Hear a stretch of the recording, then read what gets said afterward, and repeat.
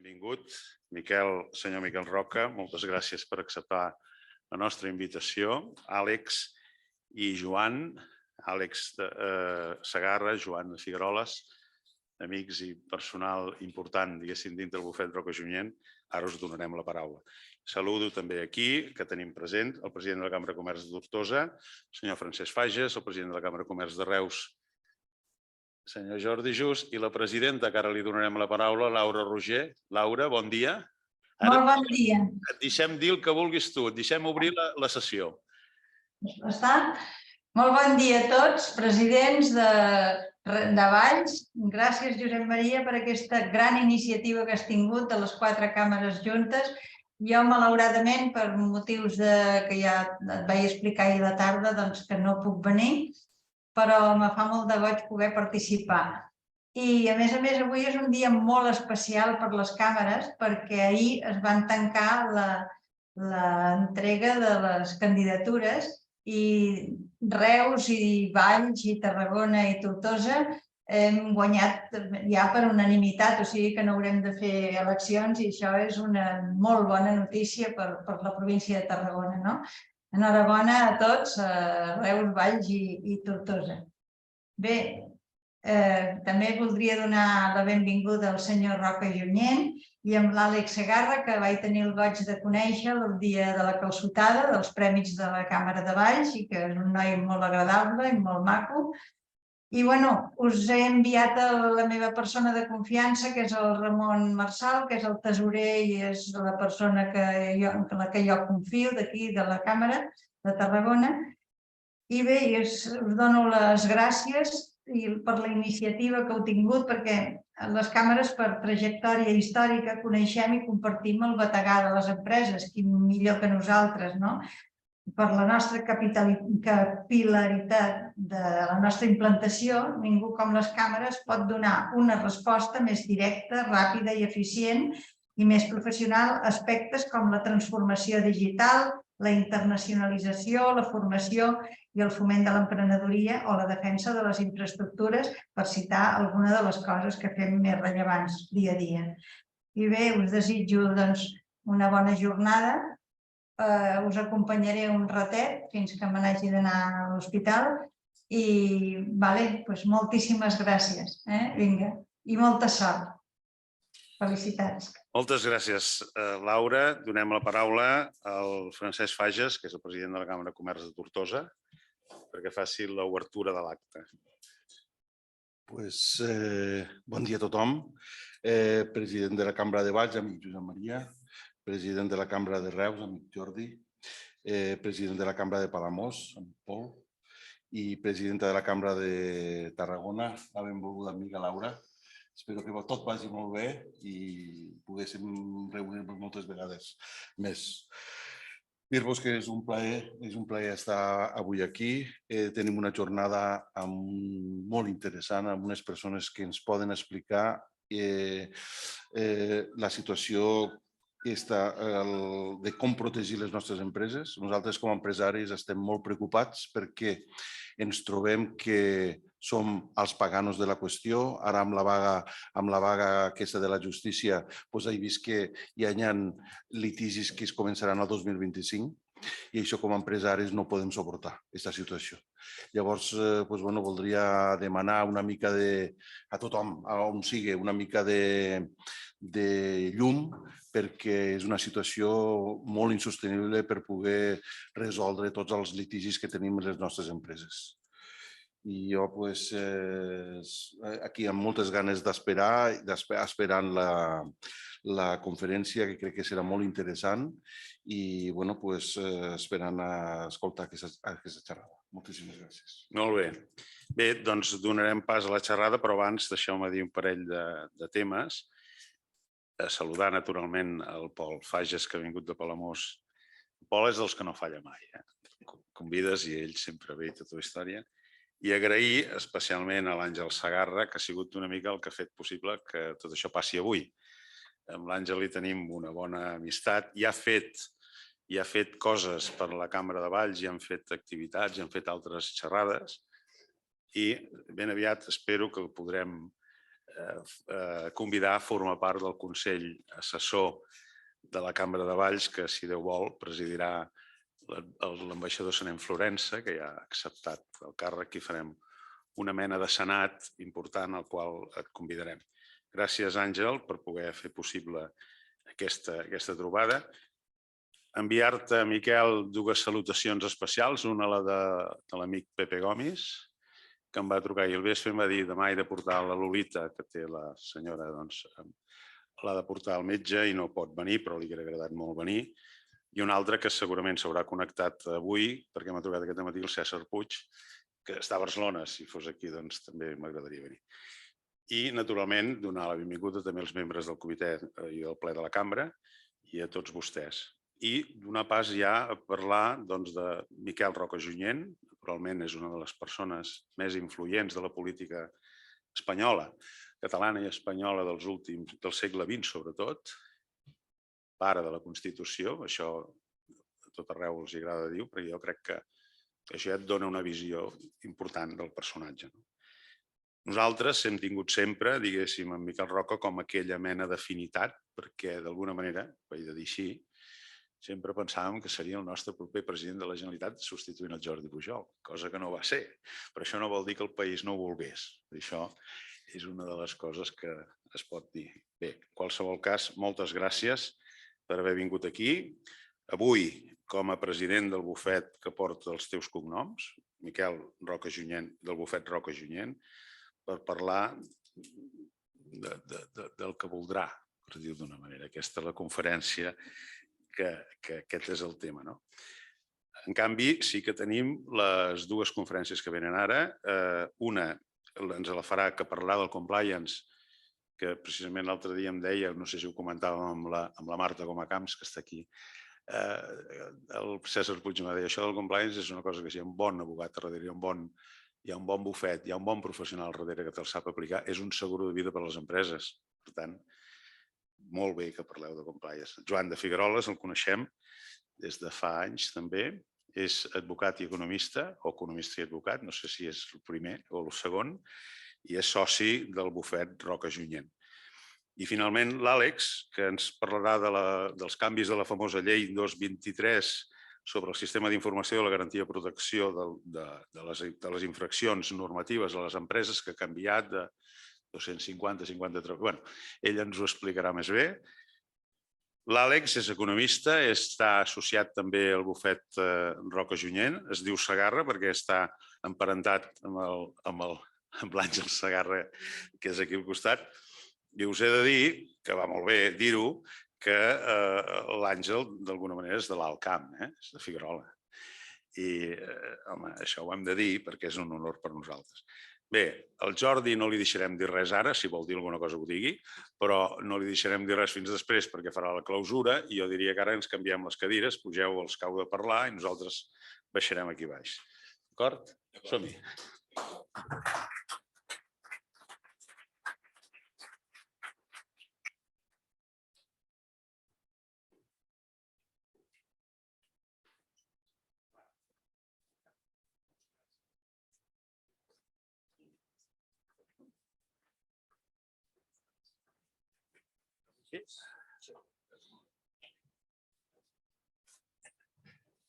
Molt bé, aquest sóc jo.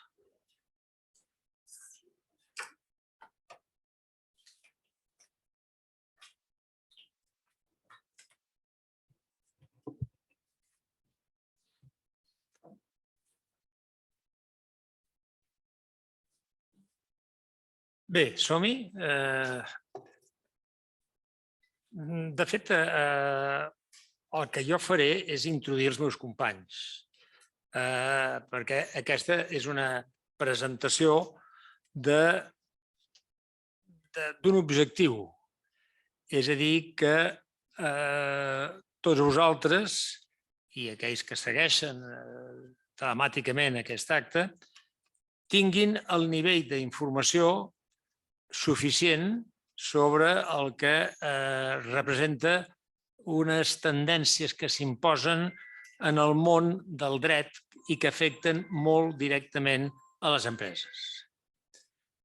M'agrada començar aquest tipus d'actes informatius dient un punt de partida. Sempre el fet empresarial ha anat associat al risc. Ara l'empresa és un ofici d'alt risc. Segueix sent el mateix, però afegiu-hi l'alt risc.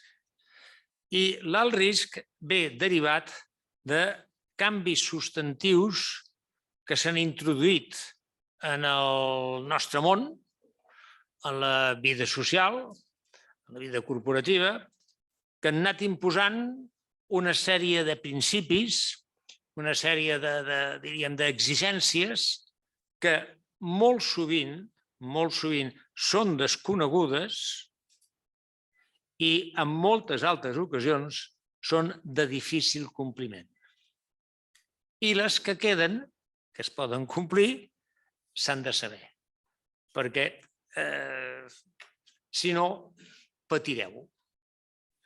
I la nostra obligació és dir, amb senzillesa, de dir dineu tranquils, dormiu tranquils, però prengueu les precaucions que són necessàries per tal que el compliment d'allò que se us exigeix no us sorprengui. Sapigueu que hi ha una tendència que us vol traslladar a vosaltres una certa garantia sobre el que en podríem dir quasi bé l'avenç de la humanitat. O sigui, tot ha de funcionar i vosaltres sou els responsables que això funcioni.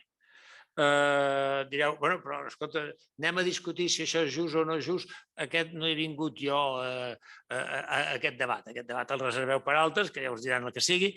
Jo vinc a dir el que se us demana que compliu, se us demana que compliu.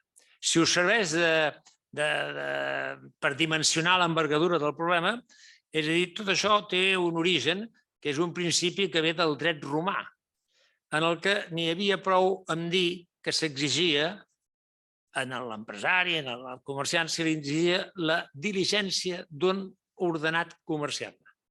Fixeu-vos, senzillet, la diligència d'un ordenat comerciable. Això s'ha traduït avui, 2023, amb una sèrie de normatives que comencen en aquell extrem de la taula i acaben en aquest i s'estan carregant una ampliació de la taula. Són moltes coses, moltes i moltes. I aleshores jo us haig de dir, no em demaneu si tenen molt sentit algunes de les coses que es demanen, perquè obriríem un debat incòmode. Però el que sí que us dic és que s'us demanen i que el no atendre-les té unes conseqüències. I aquest és el tema. Molt sovint, per descans vostre, aquest tipus d'exigències tenen molt de formalistes. Té vostè un paper que diu tal cosa? Sí. Doncs ja està. I tu respires. L'únic que et demanen és tenir el paper. Doncs mira, el paper el tinc. Molt sovint és tenir un paper, tenir una actuació, tenir un protocol que digui tal cosa o tal altra. Molt sovint és el compliment de formalitats, però aquestes formalitats s'han d'omplir, s'han de complir, perquè és que si no té unes conseqüències que poden ser molt greus. De fet, a mi se'm demanava que us expliqués on s'origina el que, diríem, amb carinyo, permeteu, amb carinyo, vull dir, perquè aquella senyoreta que és molt amable m'ha promès que no sortirà a la premsa, el que diré, però on s'origina aquest merder? On s'origina? S'origina en què la nostra societat és cada vegada més complexa. I aquesta complexitat està alterant el funcionament normal del que en podríem dir l'estat de dret. L'estat de dret tenia... No vaig a la meva antiga funció, vull dir, això és actual. L'estat de dret tenia un Parlament que legislava, un executiu que desplegava aquesta legislació i un control judicial que es complís el que aquesta legislació sigui respectada per l'executiu. La complexitat de tot això s'ha fet tan forta que han aparegut moltes desenes d'organismes reguladors. Jo vaig poder fer tota la meva carrera de dret, aquest segur que no, però aquest tu sí, i tu també, vam fer una carrera de dret sense parlar mai del regulador. No sabíem què era. Parlàvem del legislador. Avui vosaltres no podeu parlar de res que no parli de la regulació. Però és que, a més, aquest regulador s'ha atribuït la supervisió, amb la qual cosa és legislador, entre cometes, i a la vegada executor i vigilant i sancionador. Han aparegut òrgans reguladors amb un poder extraordinari que, de fet, són una alteració gravíssima del sentit i de la filosofia de l'estat de dret. El legislador diu, a mi que em parlen de megawatts, que em parlen de no sé, de les gigas de no sé què, que em parlen de no sé tal cosa, un regulador. I aleshores hi ha un regulador que regula el que vol i com és tan complexa, tot cap amb la legislació. És molt difícil que el legislador pugui dir si aquesta potència instal·lada ha de tenir fins a tals megawatts o menys. El legislador diu, tindrà megawatts, no sé, perquè és que no pot anar a una precisió. I el regulador ve i amb un factor discrecional absolut, no controlable judicialment, ell imposa unes normes i aquestes normes, a més, supervisa que es compleixin i les sanciona. I després, en última instància, queda el tribunal, que amb una certa eficàcia, al cap de 5 anys, resoldrà si la sanció que t'han posat de tancar l'empresa, per exemple, era correcta o no. Que val la pena que complim? Anem a veure com complim, perquè el risc és aquest. Cap de vosaltres coneix avui ni un sol sector que no estigui regulat. No n'hi ha ni un. Diu, escolta, és que jo tinc una xurreria regulada. Però és que jo em dedico a anar a les fires dels pobles, regulat. És a dir, tot està absolutament regulat. Amb més solemnitat, Comissió Nacional del Mercat de Valors, Comissió Nacional del Mercat i de Competència, Comissió d'això, hi ha organismes amb molt empaque, Hi ha altres que són més lleugerets i més desconeguts, però, òbviament, tot està absolutament regulat. I, a més, tot està regulat amb una línia, simplement estic descrivint el que passa, no ho valoro, perquè no estic aquí per valorar, estic aquí per explicar. Està en una línia de desconfiança en tu. Si no et vigilo, ho faràs malament. El principi és el de la desconfiança. Però això està, jo diria, dogmatitzat. En el frontispici de tot aquest món regulador hi ha un tema de dir jo tinc desconfiança en vostè. I, per tant, jo m'atreveixo a dir i jo per què li haig de tenir confiança a vostè? Per això no ho puc dir. És a dir, el que sé és que ell, en principi, es mou per la desconfiança. I segon punt, es mou des d'un punt de vista que pot tenir tot el sentit del món sempre i quan estigui encaixat, que és el principi que tot afecta al consumidor i la presumpció és que el consumidor té raó. La presumpció és que el consumidor té raó. A partir d'aquí, demostrem el contrari. Dit això, anem a veure el que hem de complir, que us ho explicarà molt bé. Però ho hem de complir. Ho hem de complir i fixeu-vos que, de fet, hi haurà 2 tipus d'exposicions, la que faràs, crec que comences tu, la que es refereix més a tot el tema del compliance, el compliment normatiu, derivat de la responsabilitat penal de la persona jurídica, de dir, escolti, jo la responsabilitat penal fins on m'alcança, fins on arriba, fins on abasta, quan en definitiva estem tractant de temes que poden tenir transcendència penal. Quan jo, per coses que no he conegut, ni he tingut coneixement, ni he tingut capacitat de decisió, puc ser responsable o no d'aquests fets i les conseqüències gravíssimes que pot tenir això d'aquí. I això ho pot tenir en el camp penal i en el camp tributari. Fins fa relativament poc, em convé dir-ho perquè així d'aquesta manera em dóna la sensació que 20 anys és poc i quedo més tranquil·let, però fins fa relativament poc qualsevol de vostès, quan li deien escolti, vostè ha incomplert una norma fiscal, escolti, a mi hi ha un dictamen d'un despatx d'advocats que m'ha dit que jo era el que havia de fer i que això estava ben fet i tal, i escolti, això, tururut violes. Abans, per nosaltres, era... Ara, en aquell moment, fins i tot el que pot patir és el propi advocat que li puguin dir, segons com, que té una responsabilitat en aquest cas d'aquí. És a dir, hi ha una presumpció de que el regulador i els òrgans que actuen per ell tenen sempre la raó. Compliance penal, tributari i més. Actuacions administratives, per correccions de mercat, per temes d'infraccions que hi ha un tema en el que, a més, el marc europeu no ens ajuda. Soc europeista des de petitet, vaig néixer sent europeista. Però què vull dir que no ens ajuda? És a dir, clar, quan tu ordenes una cosa que es va fent gran, quan més gran regules, més et mous en la necessitat d'imposar-te, tu, des de Brussel·les, a el que són les pròpies legislacions de l'Estat. O sigui, el que en sé soc jo Brussel·les, el que en sé soc jo.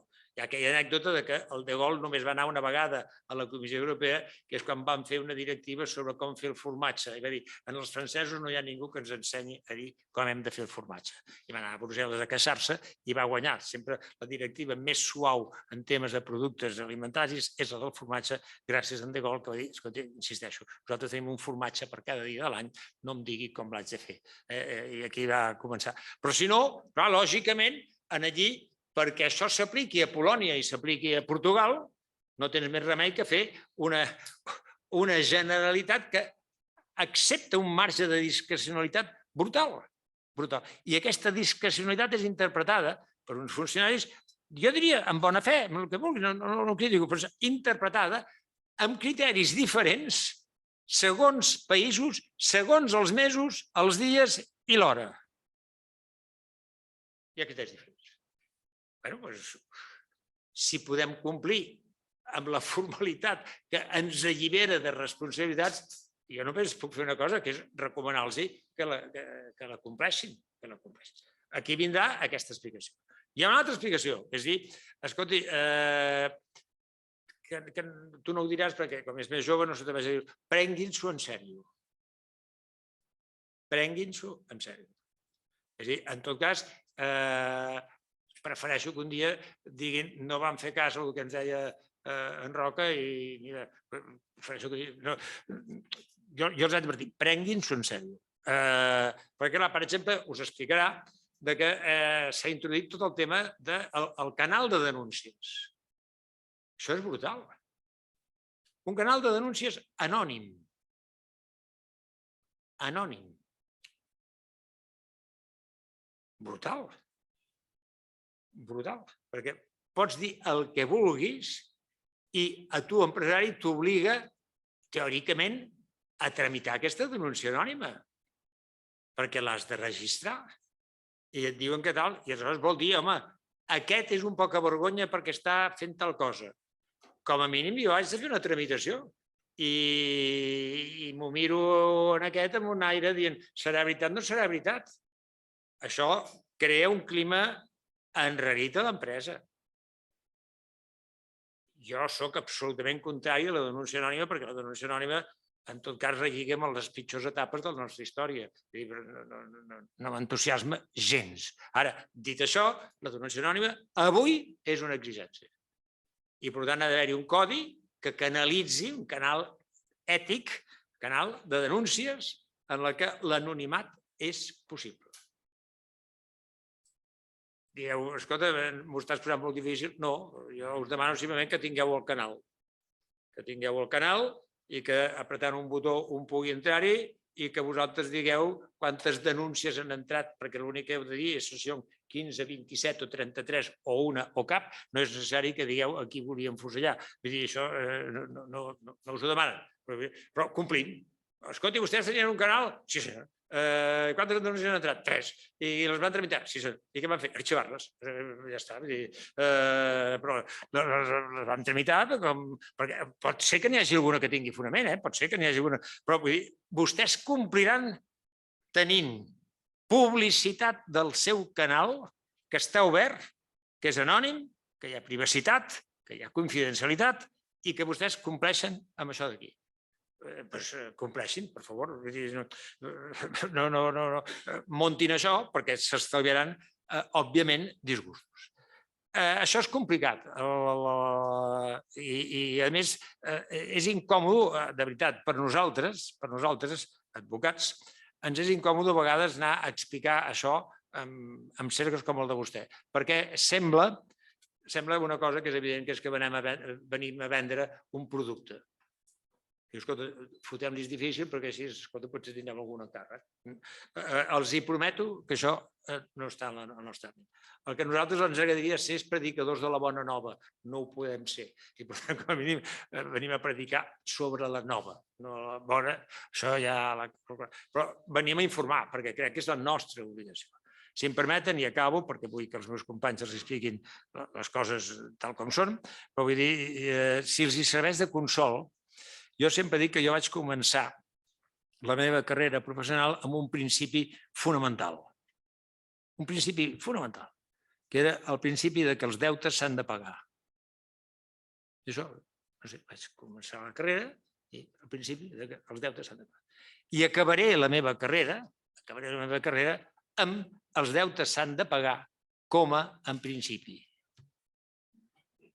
Suposo que podran valorar la diferència. Per tant, sàpiguen que jo també soc subjecte passiu d'aquesta mena d'innovació que s'ha introduït i que ens preocupa i ens fa l'ofici molt complicat.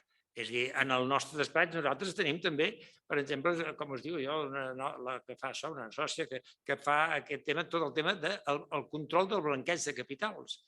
Això no es poden imaginar la feinada que representa pel nostre despatx, perquè hem de demanar al client que ens digui tot, perquè és que si no, no puc acceptar un client. Si algun de vostès és client o ho vol ser, els demanarem coses que diuen, escolti, vostè què n'ha de fer? Doncs mira, és que jo ho haig d'informar, Hi ha una cosa, amb això acabo, posem una nota d'optimisme, sempre que és la de optimisme o riallera, per entendre.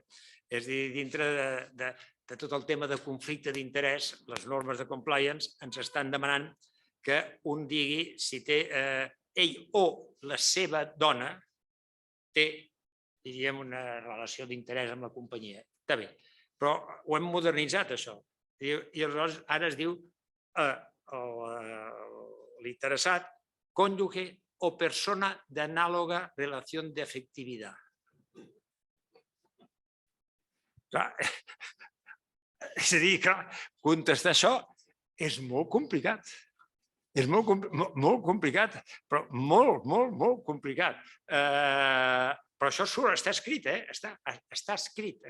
I per tant, li has de demanar, a vegades a un client, diu, escolta, ¿tens alguna persona d'anàloga relació d'afectivitat? I el client pot aixecar-se i anar-se'n i dir, passi bé, amb vostè no vull saber res més, amb vostè que s'ha cregut. Escolta, és que aquí ho diu que li has de demanar això.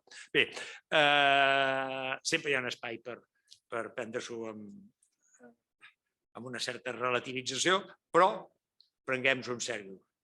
Compleixin perquè s'estalviaran molt mals de cap de futur. Per tant, ara l'amic Figueroles és el que els explica en sèrio i ben fet i com correspon el que s'ha de dir, i després tu, Àlex, podràs explicar l'altre tema referint a aquests canals d'informació que són absolutament necessaris. Per tant, si els sembla bé, que parlin els que en saben.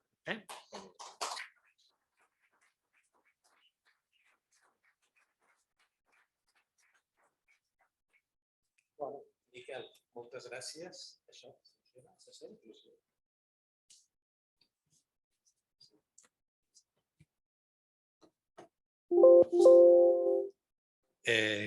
Està en projecte.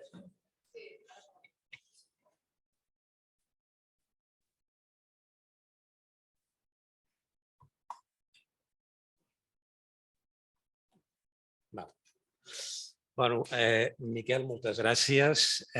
Josep Maria, gràcies per la invitació. Presidents de les Cambres de Comerç, moltes gràcies per donar-nos l'honor de poder estar aquí i fer-vos aquesta presentació. La presentació que faré jo no serà tan brillant com la del Miquel, per raons òbvies, la diferència entre ell i jo, i a més perquè jo tocaré un tema ja molt més tècnic i menys atractiu. Abans de començar, però, el que també us volia comentar és que la sessió d'avui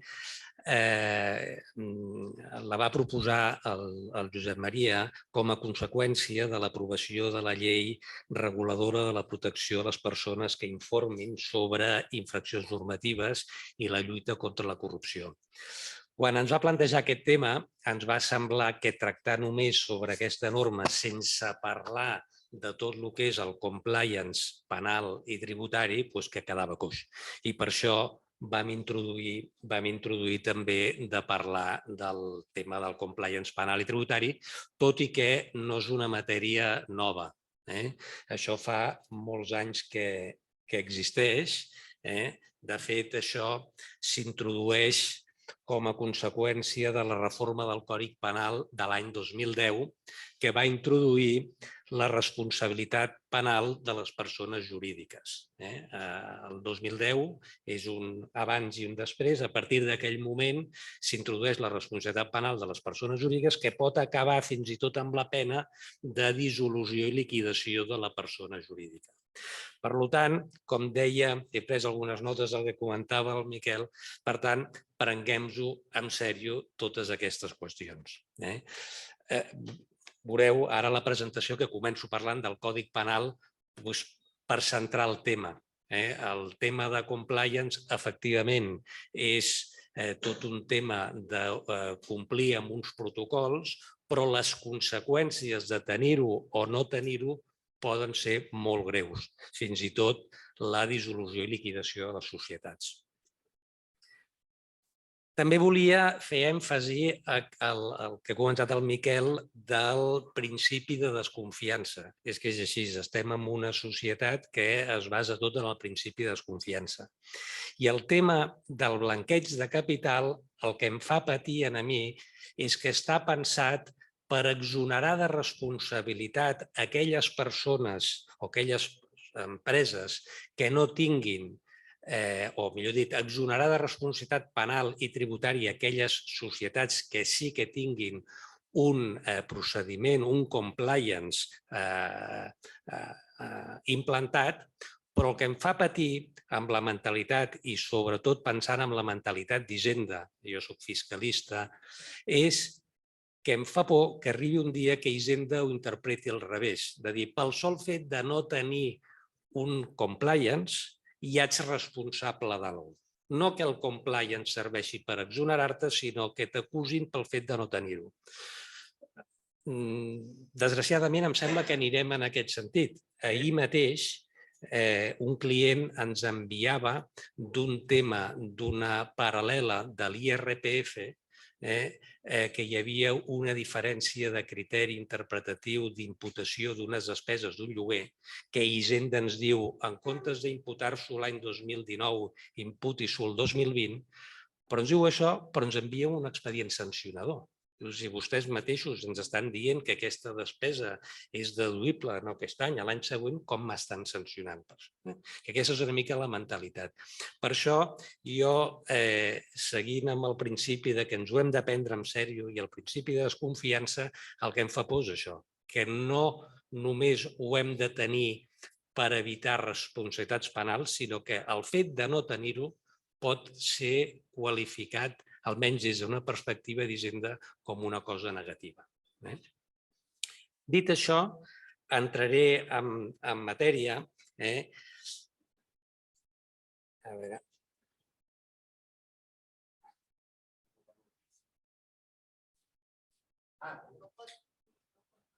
No, fem una cosa. Potser l'Àlex va passant, perquè si ho té més a prop.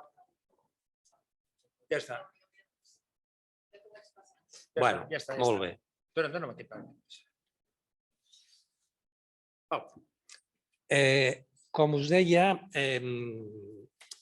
el material el teníem preparat pensant d'explicar tot el que és la compliance penal i tributària. Però em va semblar interessant per centrar la qüestió començant parlant del Còdig Penal. Per entendre, és important entendre el perquè de les coses. I el perquè de les coses neix a l'article 31 bis del Còdig Penal, que va ser introduït l'any 2010, que, com us deia, és quan s'introdueix la responsabilitat penal de les persones jurídiques.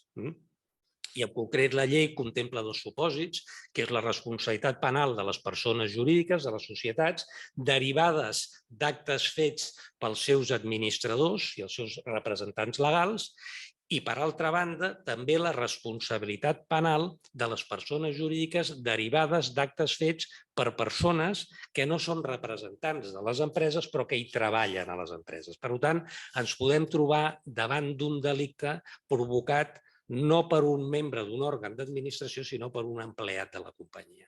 Doncs aquest és el tema fonamental. A partir d'aquí, què passa? Doncs el propi Còdig Penal preveu que aquesta responsabilitat es pot veure mitigada o es pot veure eliminada si l'empresa té un compliance, té un procediment de detecció de les possibles infraccions que es cometen i de detecció i de seguiment i posar totes les eines necessàries perquè no es produeixin il·lícits a dintre de l'organització empresarial. Això, com us dic, ve regulat en el propi Còdig Penal, article 31 bis, comença parlant dels possibles incompliments que faci l'òrgan d'administració, responsabilitat penal que no prosperaria si l'empresa té un sistema de control que estigui ben instrumentat i ben muntat, on es preveguin els procediments de control, les persones responsables de fer el seguiment, les sancions previstes per a aquelles persones de l'organització que incompleixin amb el que estableix el protocol de seguiment i, en fi, tot el que és la compliance que veurem una mica més endavant. La llei també diu que si només es pot acreditar parcialment, es tindrà en compte aquesta circumstància a l'hora d'atenuar la pena. Per tant, és important tenir-ho i tenir-ho bé, però fins i tot encara que no estigui perfecte, la llei ja contempla que això servirà per atenuar la pena. L'altre supòsit de responsabilitat és quan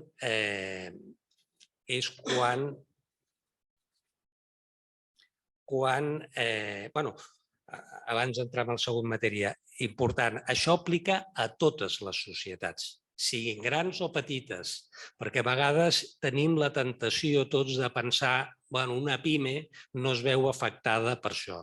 Es veu exactament afectada una pime que una gran empresa. La llei l'única cosa que contempla és que quan estem parlant d'una empresa que pot presentar un balanç, una compte d'explotació abreujada, doncs en aquests casos no cal que tingui una persona responsable del compliance, sinó que el responsable és el propi administrador de la societat. Però també està pensat per les petites empreses. Per tant, tothom ha de tenir el sistema de compliance implementat. I, finalment, si els que cometen l'il·lícit són les persones, els treballadors de la companyia, no són els propis administradors, També hi hauria exoneració de responsabilitat quan la companyia té el sistema de compliance implementat. I també, igual que hem dit abans, si el sistema és parcial, almenys també això serà un atenuant de cara a aplicar la possible pena que, com deia, en el cas de societats, a part de la multa, pot arribar a ser la dissolució i liquidació de la societat. També el Codi Penal contempla que en el supòsit que es hagués comès un il·lícit,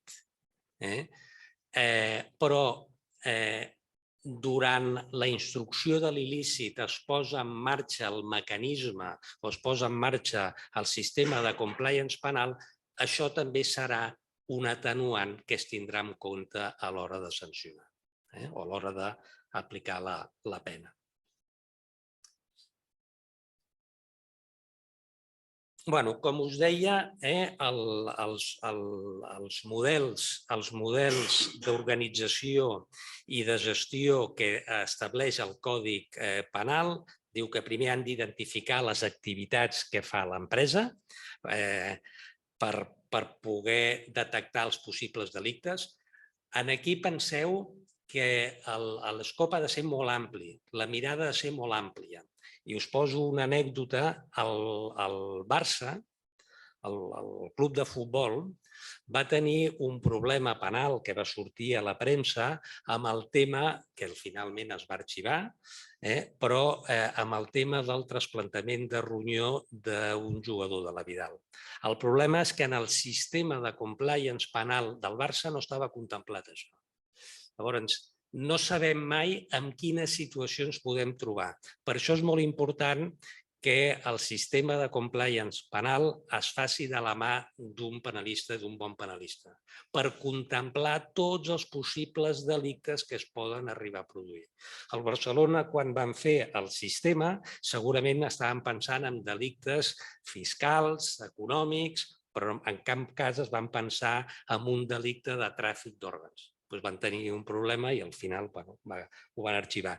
Però que la mirada ha de ser molt àmplia. Per això s'han d'identificar molt bé les activitats i veure en quins àmbits es poden cometre delictes, però amb una visió molt àmplia.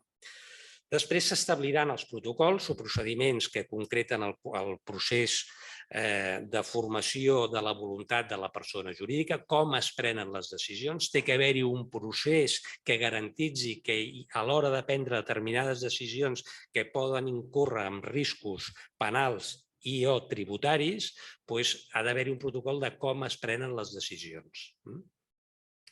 Després, s'han de disposar dels models de gestió de recursos financers adequats que permetin complir amb tota aquesta normativa. S'han de posar els recursos necessaris per poder fer un sistema de compliance eficaç.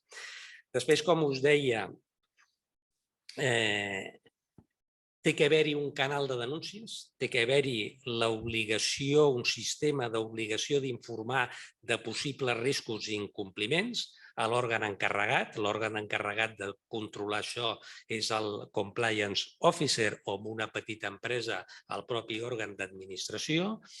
Té que haver-hi un canal de denúncies, que això ve relacionat amb el que ara ens explicarà l'Àlex, de la llei aquesta 2/2023, canal de denúncies que ha de ser anònim o s'ha de garantir l'anonimat.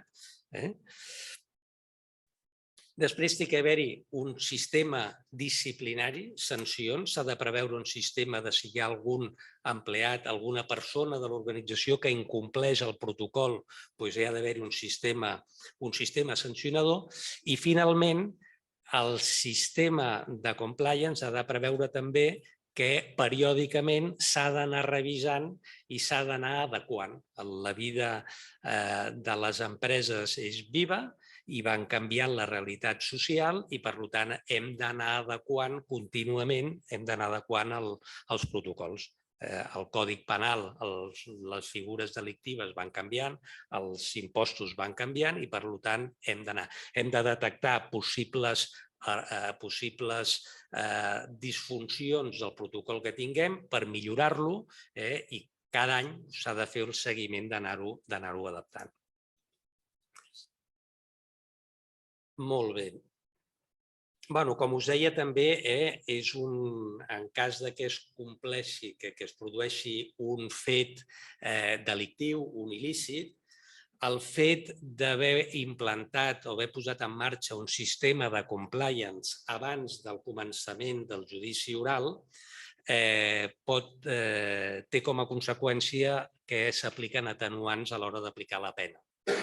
Per tant, inclús si estem ja involucrats en un possible delicte, val la pena, hem de ser conscients que si ho posem en marxa abans del començament del judici oral, és a dir, en fase instructora, doncs això també ens pot servir per atenuar la pena.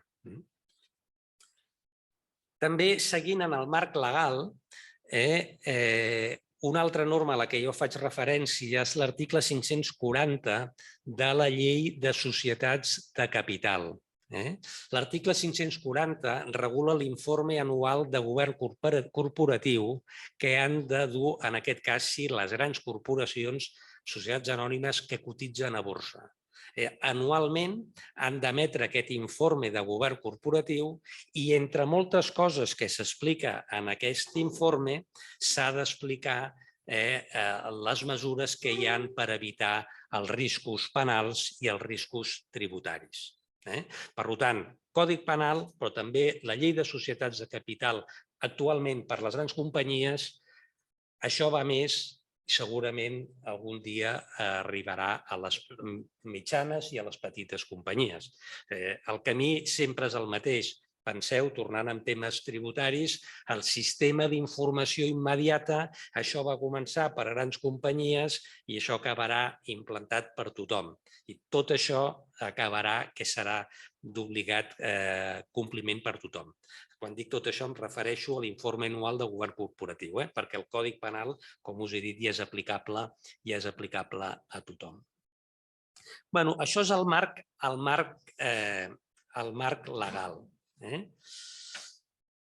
Quan entrant ja més en matèria del que és pròpiament el compliance penal i tributari, el compliance penal i tributari està regulat a les normes UNE 19.601 de l'any 2017, aquest és el penal, i el tributari és la norma UNE 19.602 de l'any 2019.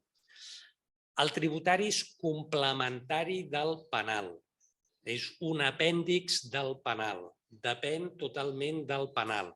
El que passa és que per la pròpia especificitat del dret tributari i les múltiples figures tributàries que hi ha una norma específica, però que està integrat dintre del compliance penal. Per tant, si volem tenir la cobertura completa, hem de tenir compliance penal amb l'apèndix tributari. Normalment es fa conjunt. Nosaltres en el despatx portem bastants procediments de compliance i ho fem conjuntament amb els penalistes. Nosaltres, com a fiscalistes, i ens complementem amb els penalistes i es fa un sol procediment. En aquest sentit, dir-vos que això és per exonerar responsabilitat penal. La normativa tributària, a dia d'avui, també jo crec que en base al principi de desconfiança que citava el Miquel, no ha introduït a la llei general tributària cap exoneració de responsabilitat pel fet de tenir el compliance tributari.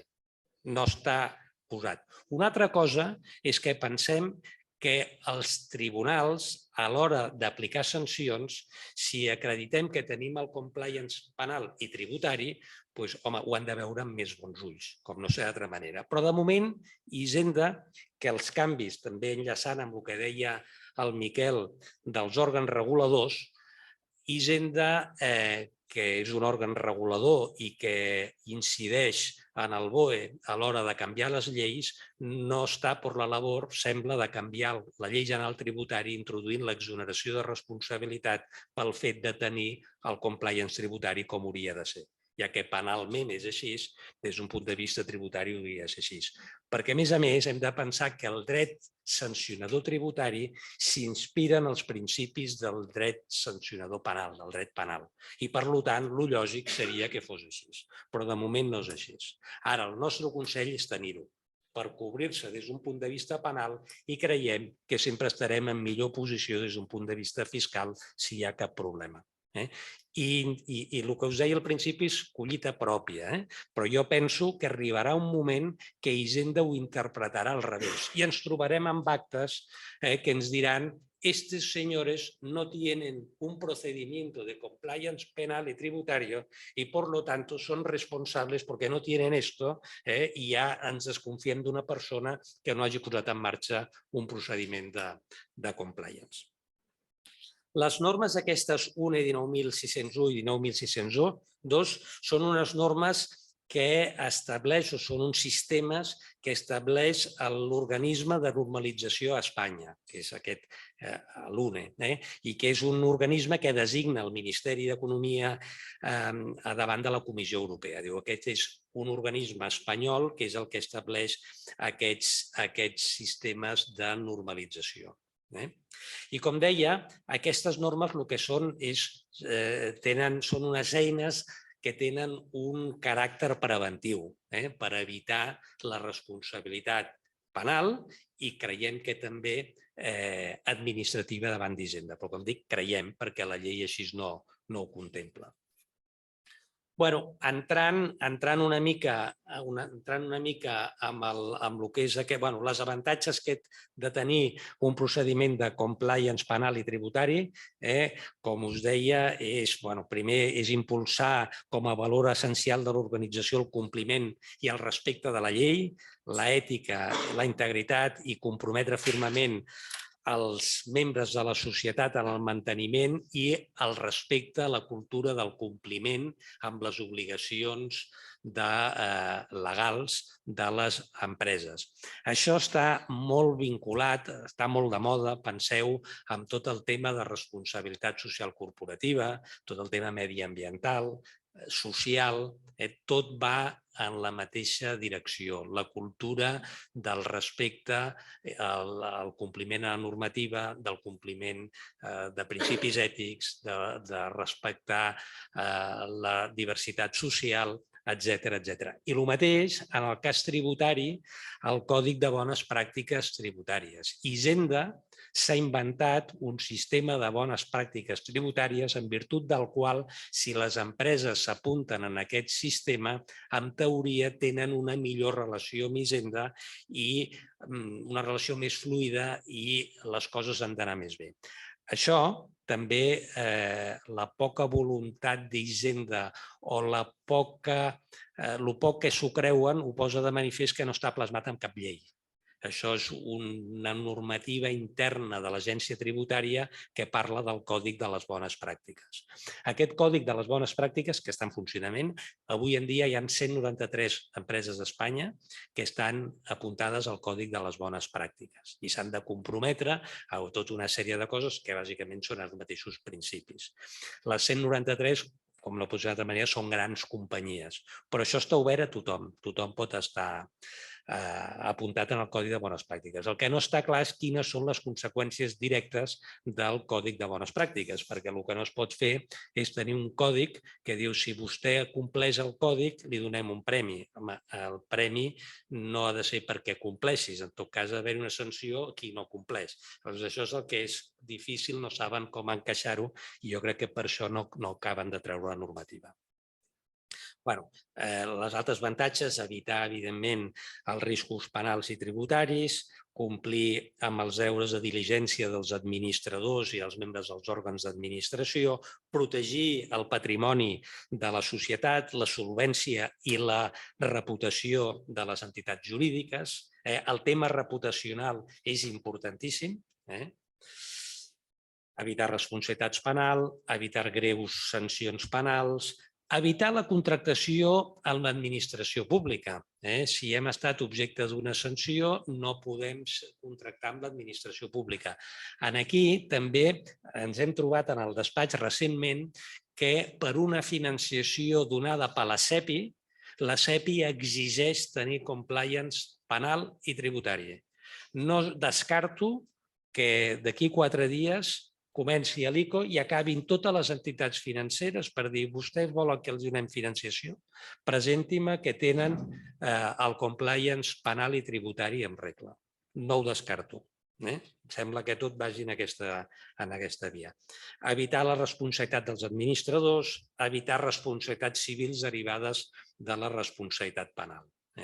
Aquestes són els avantatges. Evitar la comissió de delictes, el cost reputacional, seguretat jurídica, avantatges competitives davant de la competència, tenir un bon compliance, ens trobem cada vegada més que si som proveïdors de grans companyies, ara estic pensant també en un client que és proveïdor de Louis Vuitton, els hi passen unes auditories i uns controls que arribarà un dia que ens exigiran tenir això. Doncs tenir la compliance ens pot servir per estar en més bona posició de cara també a la competència. I entrant molt ràpidament en quin és el procediment de compliance penal i tributari, el procediment és el mateix. Com us he dit, el compliance tributari és un apèndix del penal. És, en primer lloc, quan fem el protocol, quan fem la feina d'implantar un compliance, el primer que fem és avaluar els sistemes que ja té la companyia, els sistemes de gestió i de control de possibles riscos que té la companyia per detectar els gaps que hi ha entre el sistema que ja té implantada la companyia, com funciona la companyia, com pren decisions de caràcter fiscal, com pren decisions de diferents matèries, saber quin és el sistema que fa servir per prendre decisions, mirar aquest sistema, comparar-ho amb el que ens estableix la UNE 19.601 i la UNE 19.602, el gap, les diferències o les carències que detectem, les complimentem o les completem, aportem documents, ara ja em poso jo com a despatx assessor en matèria d'aquestes, aportem documents a la companyia, els diem, escolta, nosaltres us aconsellem que tingueu aquesta documentació, aquests protocols, entreguem documents estandarditzats que després, conjuntament amb la companyia, hem d'anar adaptant a la realitat de la companyia.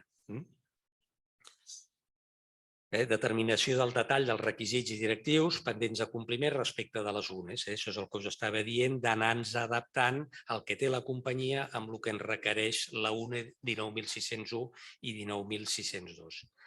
Assessorem a la companyia o els assessors en matèria d'implantar un sistema de compliance, assessorem, acompanyem a la companyia aconsellant de com han de complimentar tota la documentació, suport per tenir un bon sistema de compliance. Acompanyem a la companyia, això no és obligatori, però ho aconsellem, d'aconseguir un certificat. En el cas aquest, per exemple, que us deia de la CEPI, ens hem trobat que la CEPI no només exigeix tenir un sistema de compliance, sinó que, a més, exigeix que estigui certificat per una entitat certificadora. En aquest cas, hi ha Bureau Veritas, AENOR, són entitats reconegudes certificadores i que certifiquen que tot el procediment de compliance que té implantada la companyia compleix amb els requisits de la UNE 19.601 i 602. I aquest certificat el que et permet és amb això, en aquest cas permetia obtenir financiació a la CEPI, però és més garantia de l'exoneració de responsabilitat penal. El Codi Penal no ho exigeix, això és de més a més, però tenint la certificació aquesta encara estàs més assegurat de l'exoneració de responsabilitat penal. I després, per acabar, el que us deia, això s'ha d'anar actualitzant. El dia a dia de la companyia, les companyies són ser vius, cada any, cada vegada apareixen noves coses, nous delictes, i s'ha d'anar actualitzant contínuament. Jo amb això, perdoneu que m'he excedit amb el temps. Amb això he dit tot el que volia dir. No sé, li cedeixo la paraula a l'Àlex, que ens parlarà del tema de...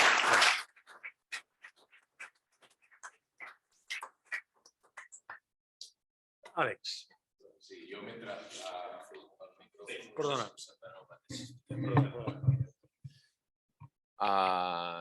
Sí, se'm sent, eh?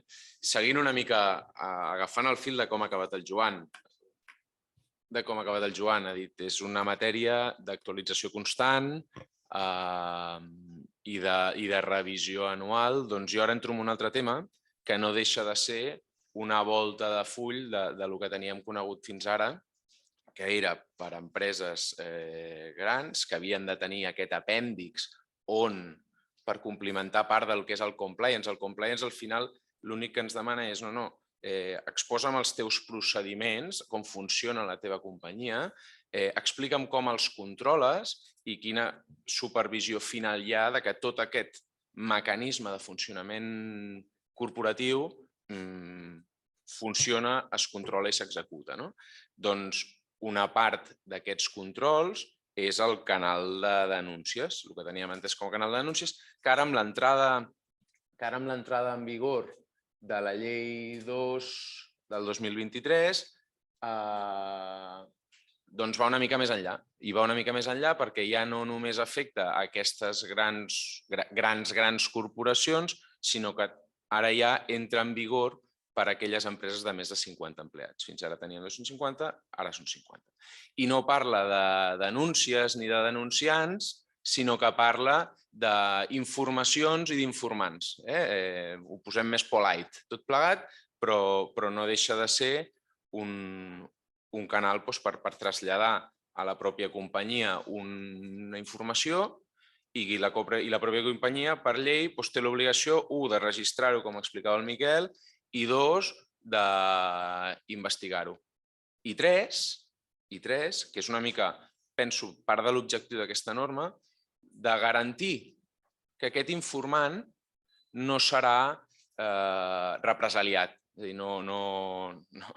a dir, al final la figura del xivato no pugui ser castigada formalment. Llavors, anant una mica en matèria i volent-me cenyir amb el temps per després poder preguntar i debatre.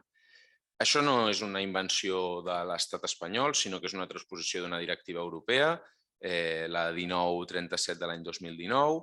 Aquí a Espanya entra en vigor el passat 13 de març. No vol dir que anem tard, és a dir, si teníem una empresa de 250, simplement haurem d'adaptar amb una sèrie de cosetes que ara us explicaré. Si en tenim una de 50 que no ha fet res, no anem tard perquè hagi entrat en vigor el 13 de març, però sí que hem de començar a implementar accions per tal de no caure en un règim sancionador que també us explicaré que està incorporat dintre d'aquesta norma. Llavors, l'objectiu fonamental d'aquesta llei és facilitar ja no els propis treballadors, sinó a tothom. Ara us explicaré qui determina concretament la norma, però facilitar a tot un grup de gent la comunicació d'infraccions dintre de la pròpia companyia, per tal de garantir els drets comunitaris de tot tipus. Abans el Miquel deia, estem en un moment de regulació que regulem des d'allà aquell cap de taula i acabem aquí. Doncs aquí és una més, és a dir, ara ja no regulem regulem en igualtat i supervisem en igualtat, en frau fiscal, en assetjament, en prevenció de riscos, en llei de protecció de dades, una i una altra. Doncs aquí entra una mica el dir, obliguem aquestes empreses d'una mica ja més d'entitat a facilitar les coses de dalt a baix perquè puguin arribar a aquestes informacions.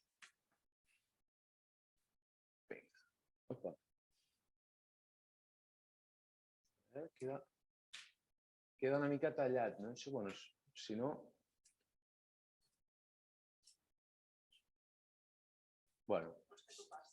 No, si passa, passa. El tema és que queda com tallat, però és igual, seguirem així. El que us deia, què protegeix? Protegeix el dret comunitari. I a qui protegeix? Com m'heu induït mentre jo explicava, vol protegir els informants. Aquests informants, propis treballadors, autònoms que prestin serveis per compte de la nostra companyia, accionistes, membres del Consell, directius, és a dir, tot un perfil, contractistes, clients, voluntaris, és a dir, que tot possible infracció que pugui ocórrer dintre de la nostra companyia hi hagi un mecanisme fidedigne que permeti que s'informi d'aquesta sospita d'infracció. Dir, abans ho avançava el Miquel, que en aquest sistema que implantarem s'ha de facultar dintre de la pròpia pàgina web si es disposa i ha de facultar la possibilitat, i aquí és on hi ha el perill perquè és contrari o pot ser contrari a una ètica, ha de facultar l'anonimat d'aquesta informació amb tot el que això pot comportar. Perquè al final això no deixa de ser una cosa que ha de ser sèria i l'anonimat pot comportar coses que no siguin tan sèries, perquè això, a més, dona una feina i requereix d'una sèrie de recursos que amb l'anonimat, doncs... Llavors,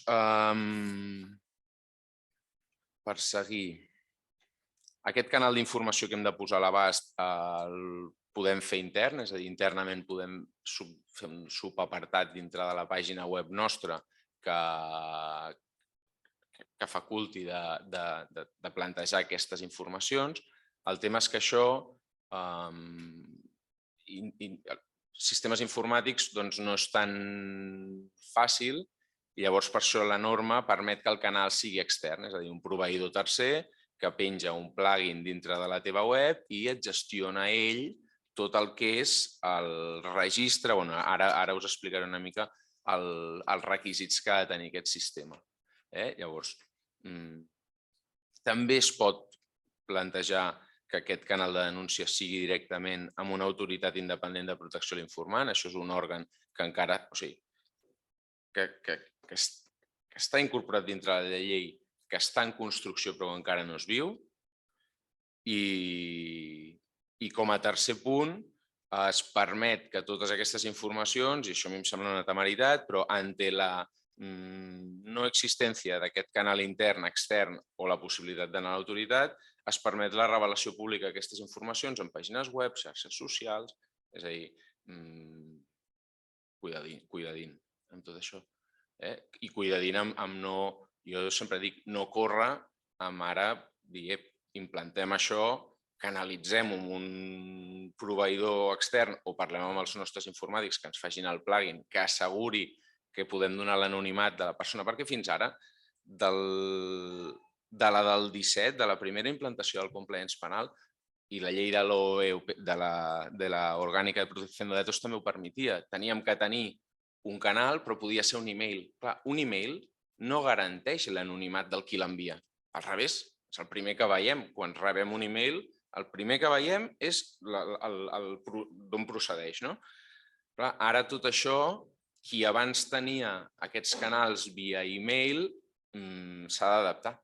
Per això jo he començat dient que això és una constant actualització. Llavors, intentem, ara que encara som a temps, perquè, veus, he passat molt de llarg pel tema dels terminis. No he passat de llarg aquí. Els terminis d'això per les empreses grans, aquesta adaptació l'han de tenir feta abans del 13 de juny. Som a temps, però anem justets. Llavors, si ens trobem dintre d'aquest grup, jo aquí ara proposaria dir, elevem un acte de l'òrgan d'administració dient que som coneixedors d'aquesta nova norma, que hem demanat pressupostos per implantar aquest canal o que hem demanat als nostres equips que comencin a modificar l'actual canal de denúncies si no s'adapta a la nova norma. I pels que són empreses més petites, doncs tenen temps per pensar-s'ho i per implementar-ho fins a l'1 de desembre. Però això és una cosa que aquest 2023, qui no vulgui caure amb el règim sancionador que explicaré a continuació, doncs s'hi haurà de posar ja. Llavors, aviam. Sí, els canals ho hem comentat. Veus? Bueno, aquí m'he avançat, jo, disculpareu. Vinga, requisits del sistema. Un cop a través d'un dels canals ens ha arribat la informació, la companyia o el proveïdor extern que fa el registre i seguiment d'aquestes informacions que se'ns faciliten té 7 dies per justificar l'AQC, per justificar el recibo d'aquesta informació i informar que això es revisarà i es prendran les mesures que corresponguin. Aquest període de revisió i de presa de mesures i de gestió d'aquesta informació es pot accedir en 3 mesos, prorrogables en casos d'especial complexitat que la llei no especifica, però que són 3 mesos que permet que siguin prorrogables en 3 mesos més i en aquest període s'han de dur a terme les correccions que s'hagin de dur a terme. I si això no ve d'una font correcta o es valida que aquestes informacions no són correctes, com deia el Miquel abans, arxivar. Si no, si això transcendeix, doncs dur a terme les accions que convinguin. Llavors, com us deia, la informació i publicitat d'aquest canal ha de ser públic, ha d'aparèixer, o sigui, ha de ser una cosa que no podem tenir amagadet dintre de la web i no. Com més públic, millor. I aquí la pròpia norma ja et diu que si es disposa de pàgina web ha d'aparèixer a la pàgina inicial. El responsable de tot aquest, de portar els requisits i el registre i el control d'aquestes informacions que es puguin rebre ha de ser algun directiu de la companyia, nomenat per l'òrgan d'administració, o en derivada el compliance officer si es disposa d'aquest. Les dades s'han de tractar de forma... no em sortirà. S'han de protegir les dades que puguin estar incorporades dintre d'aquesta informació i torno, s'ha de protegir l'anonimat d'aquest informant. O es pot protegir l'anonimat d'aquest informant. L'informant és a dir, l'informant pot dir públicament qui és. Aquí el problema és que la norma obliga que el sistema garanteixi que pugui ser anònima el traspàs de la informació. Hi haurà d'haver-hi un registre de les informacions que es traspassen i llavors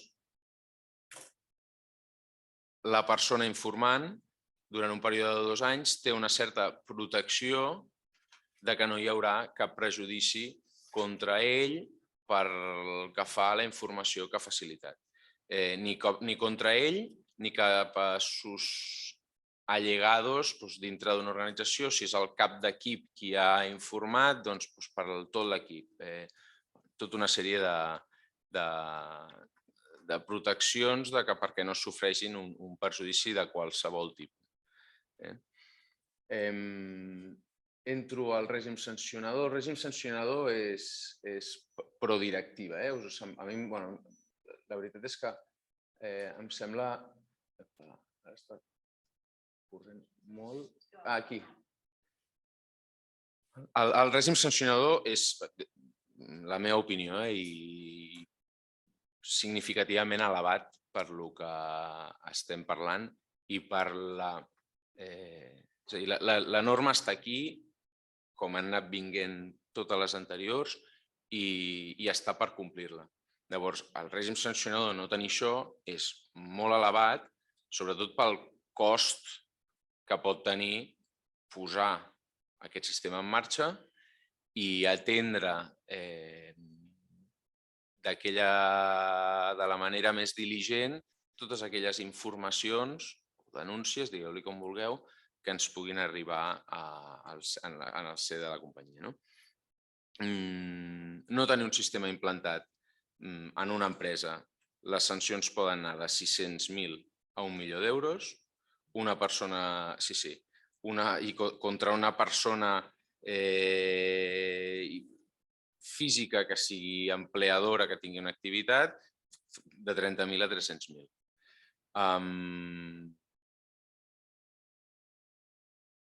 Això significa, des del meu punt de vista, significa que penso que ens hi hem de posar en marxa. Totes les normatives ens porta cap a cada vegada més cobrir aquests papers. Ja no... Tot deriva... Això no deixa de ser un apèndix més del compliance penal, en aquest cas. Tinguem les eines suficients dintre de les nostres empreses perquè ens arribin aquestes informacions, treballem-les de forma diligent i si, escolta'm, si tenim un eixerit a la companyia que ens fa la guitza, no podrem saber qui és perquè serà anònim el que ens farà la guitza, però al final per això el sistema no ens ha de donar més feina de la que hauria, però l'hem de tenir i hem d'estar a sobre. I amb això acabo. Hauria pogut entrar molt més, però preferia adaptar-me una mica a l'horari, que tingueu ara una mica de torn de paraula per preguntar, comentar el que convingui. Si us sembla, comencem primer...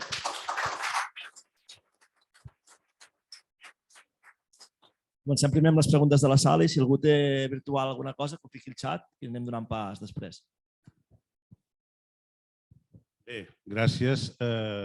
Efectivament, els d'aquí a la sala passarem aquest micro que tinc jo i els que estan connectats ho poden fer directament. Hi havia un parell de temes que jo m'he anat anotant, una cosa que m'ha sorprès, el que ha dit el Miquel Roca al començament, molta regulació i basada en el principi de la desconfiança. Arriba un moment, cada vegada que visitem una empresa, les empreses aquí tenen 2 o 3 problemes, només te diuen 2 o 3 problemes. Problema de falta o més o menys personal, algunes tenen algun problema de comunicació, però totes te diuen que tenen un excés problema en burocràcia administrativa. Totes. I nosaltres que estem a aquesta banda, i llavors va per tots 3 aquesta pregunta, és a dir, tanta regulació arriba a ofegar. Sobretot les empreses grans tenen departaments que fan això i us contracten a grans bufets. Però les petites i mitjanes empreses de 50 treballadors, tota aquesta normativa l'arriba a ofegar i li suposa un cost important. Ho deixo aquí perquè ho pugueu respondre, perquè afecta, jo diria, tots 3, tant el Joan com l'Àlex com el Miquel. Gràcies.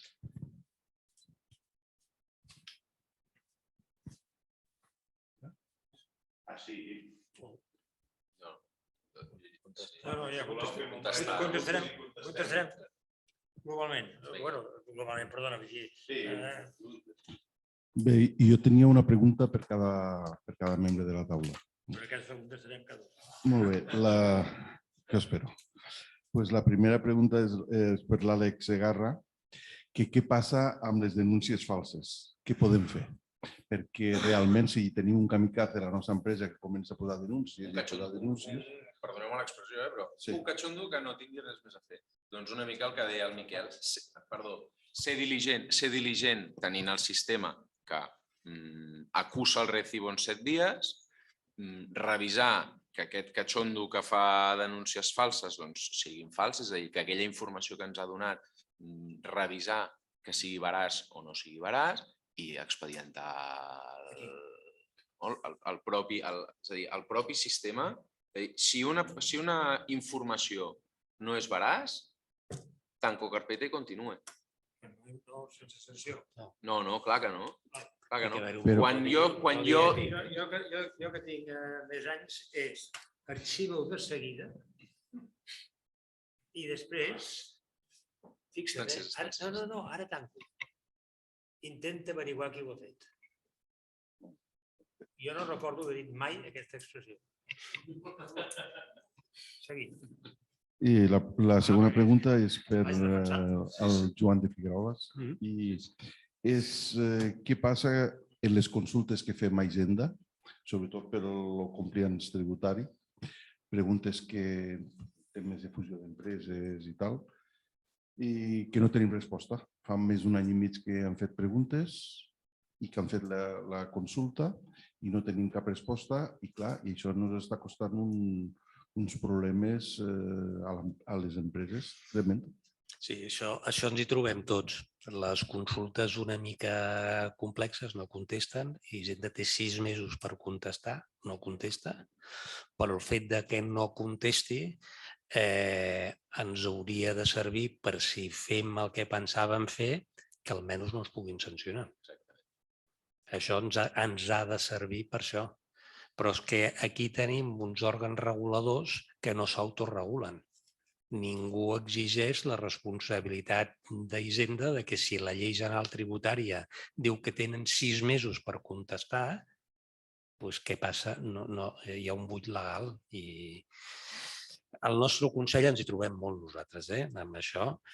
L'únic que podem dir és, si no et contesten en termini, almenys si ho fas no et podran sancionar, perquè tu has fet el que la normativa diu i el que estan incomplint són ells. Jo tinc els meus dubtes que no puguin sancionar. No, que ho intentaran segur, perquè és que... Amb això, Francesc, afegir casos de reestructuracions societàries, casos de fins a 3 anys d'espera i informacions dintre del Col·legi d'Economistes que el sotsdirector de règim, o sigui, de reestructuracions, hi havia hagut canvis, no hi havia hagut ningú i que no s'esperava a curt termini que anessin donant respostes. És a dir, tenen un bon garbuix dintre de la Direcció General de Tributos a l'hora de contestar segons quin tipus de consultes vinculants planteges. Perquè després hi ha casos com en Viva que en 3-4 mesos tens respostes quan són coses... I l'última, que aprofitant que tenim el senyor Miquel Roca, és un tema que no va en el tema d'avui, però realment és un tema que a mi em preocupa i és, així com aquí hi ha molts de presidents de les cambres que no som ni conservadors ni progressistes, som presidents de les cambres. Jo li volia demanar la seva opinió sobre els jutges. Com pot ser que un jutge sigui conservador o sigui progressista? Perquè el que té que fer un jutge és jutjar en base de la normativa. I a mi em preocupa molt el tema i als empresaris de les nostres cambres ens preocupa això de que si m'ha tocat un jutge progressista o un jutge conservador. Ho entenc.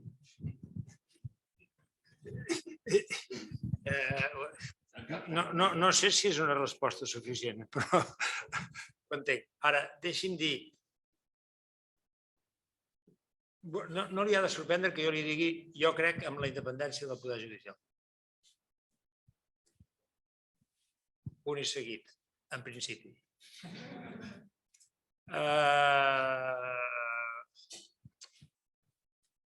És un tema complicat, és un tema molt complicat, és un tema que la transcendència mediàtica del tema el complica i sobre el que jo sí que invito i participo en comissions, diríem, institucionals, per fer una reflexió sobre aquesta qüestió, perquè això és fonamental. És a dir, l'estat de dret descansa en moltes coses, en moltes. No únicament en una, vull dir, descansa, per això en diem un estat social i democràtic de dret, descansa també en la funció social de l'Estat, etc. Descansa en moltes coses. Però sense justícia és molt complicat construir un estat de dret. I, per tant, ha de ser un objectiu en el que tothom s'hi posi les piles, s'hi posi molt les piles. En aquest moment tenim un moment molt complicat, perquè ja no és un problema d'independència, sinó que és un problema de que en el segle XXI, any 23, amb la intel·ligència artificial aquí flotant, la lentitud del procés garanteix justícia, sí o no?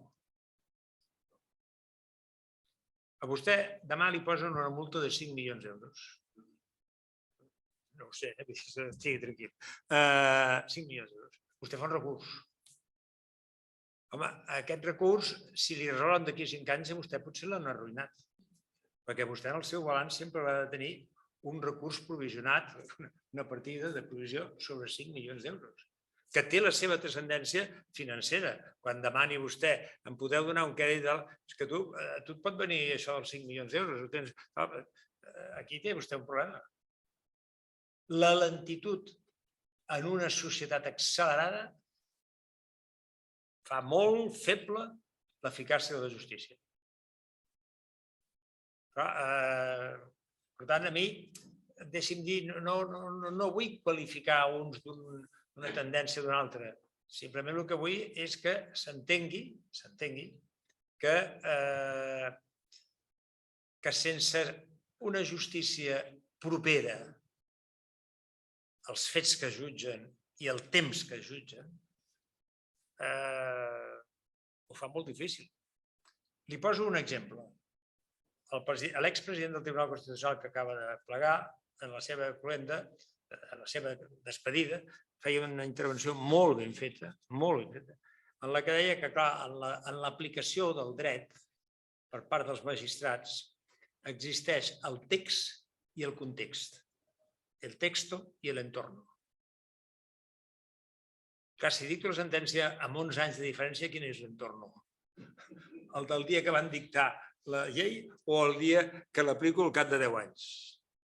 Home, fem una reflexió sobre això, perquè clar, això no estic jutjant ni a favor d'un ni a favor de l'altre, jo simplement li dic, escolti, si és una cosa que l'article 3 del Codi Civil ens diu que quan apliquem la norma hem d'aplicar la norma i la realitat social del moment, en funció de la realitat del moment, la norma de l'any 2013 era una, tenia un sentit, en l'any 2023 en pot tenir una altra.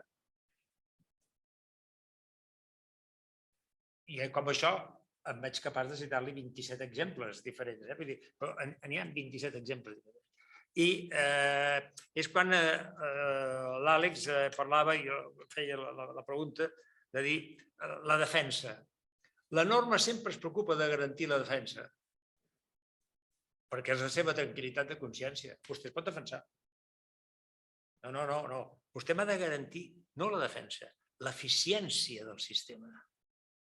Sí, vostè, administració, no descansa garantint-me a mi que jo tinc dret de defensa. Vostè s'ha d'exigir a si mateix l'eficiència. El sistema és eficient? Resistiria una auditoria d'eficiència, el sistema? Els explico una anècdota que no té res a veure amb això. Vaig anar fa poc temps a la Ciutat de la Justícia, a Barcelona, acompanyant una persona que havia de fer una diligència. Com m'agrada, jo soc puntual, el meu client també, vam arribar i vam dir, ja que ens sobra temps, prenem un cafè. I mentre preníem el cafè, al meu client li van robar la cartera. Això passa, no és greu. Dius, on està la policia? Diu, és que aquí no hi ha quartelillo de policia. És a dir, en un lloc on hi ha presumptes assassins, homicides, etc., tal, allí no hi ha un quartelillo. Ha d'anar a la plaça Espanya. Primer fem la declaració que s'havia de fer i després ens anem a la plaça Espanya. I ens diuen, literalment, tenen cita prèvia? Dic, és que no ho havíem previst que aquest dematí ens rodessin. Però això no va alterar el ritme de la cosa. Va haver-hi una cita prèvia a les 5 de la tarda. Va ser necessari. Això han garantit el dret de defensa. Aquest senyor pot anar a fer la denúncia, però li estableixen una cosa que no és eficient. Quan em foten la cartera, jo ho denuncio en l'acte i m'han d'atendre en l'acte. Per tant, ells podran dir, l'article 23 diu que tot el món tindrà dret a la defensa. Pot anar a denunciar. Si té prèvia a les 5 de la tarda. Suposo que els violadors a les 6, l'altre a les 7. És una cosa... Per tant, el que hem d'exigir no és que tinguem defensa, és l'eficiència del sistema. No em plantegi vostè, vostè ja pot defensar-se. No, jo li demano a vostè l'eficiència del sistema. L'eficiència del sistema, això és molt fumut. No podem estar fent un monument, m'allargo, però és que és un tema que potser ja ho han notat, m'excita una mica.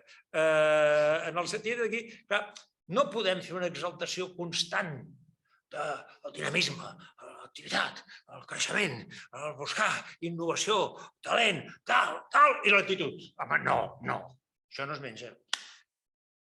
La lentitud assassina el creixement. No el mata, no, l'assassina, perquè és diferent. No pot haver-hi creixement amb lentitud. I no podem parlar de sostenibilitat, ens omplim la boca cada dia amb sostenibilitat i tenen raó. Hem de fer un sistema sostenible, la lentitud i la sostenibilitat, no sé com es mengen. En tot cas, en plats diferents i freds, no sé, no té sentit. Perdonin l'exaltació, però és que la pregunta té tot el sentit del món. Tot el sentit del món. La llei de la sequera, que l'acaben de veure, diu que s'han de fer unes obres molt urgents, però urgentíssimes, tal, amb autorització prèvia de l'Ajuntament. Doncs jo ja li garanteixo que la urgència se la foten al clatell.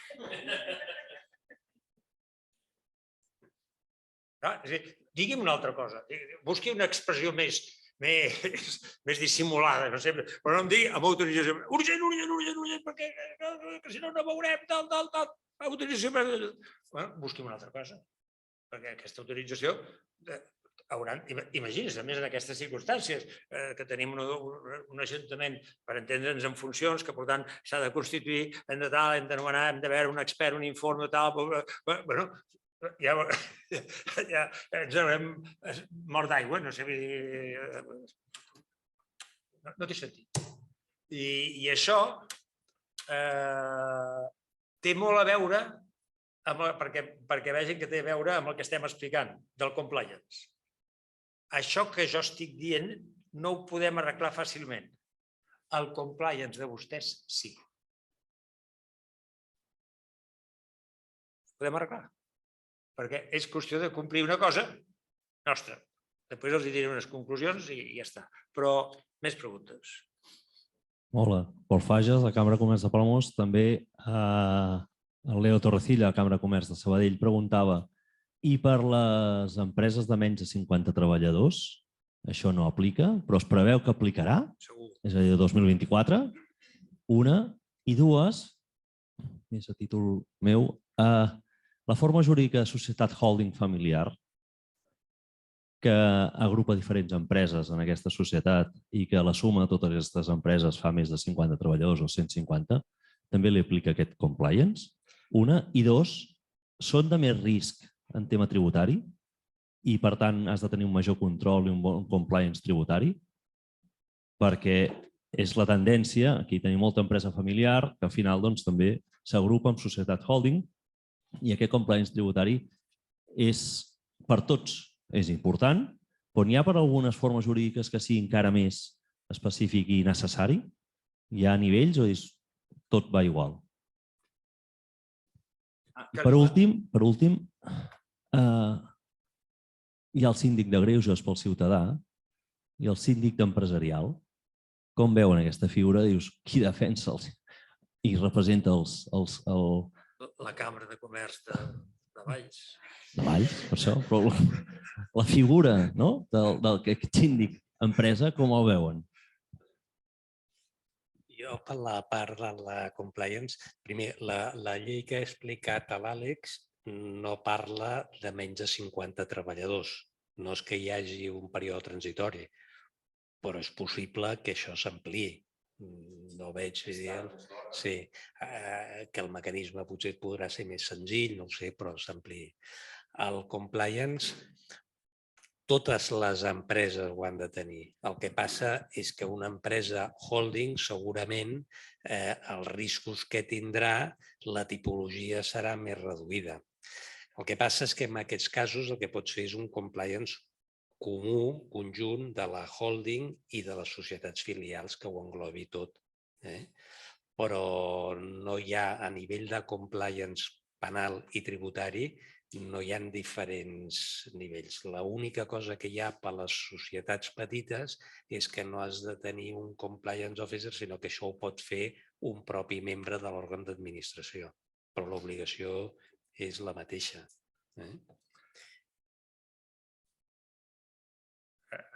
Aquests són molt més bons advocats que jo i a més són més joves que jo, també molt més joves que jo. Jo et diré una cosa.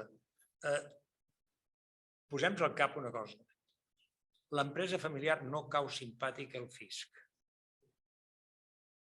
Per tant, tendència. Tots els protocols, tot el que vulguis, grup, fes, prepara't. No cau simpàtic.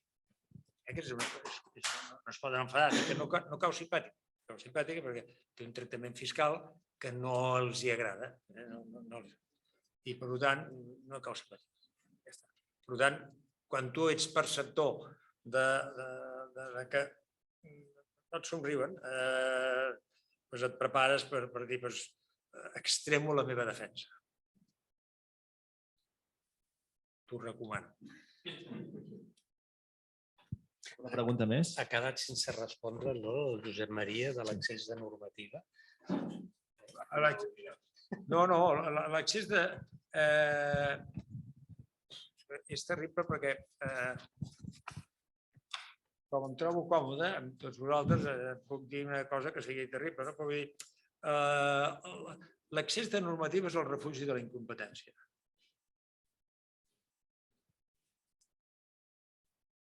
Punt i a part.